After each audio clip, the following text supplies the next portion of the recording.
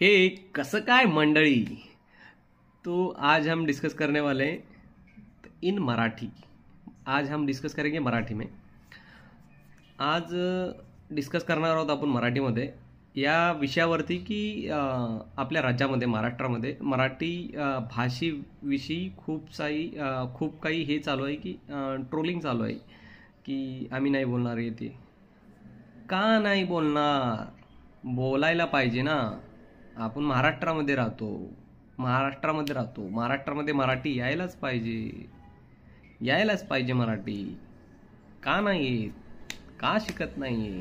का गरज पडत नाहीये? मराठी भाषेला दर्जा द्या। महाराष्ट्रामध्ये राहता ना तुम्ही, मग यायला पाहिजे दादा, बोलायला पाहिजे।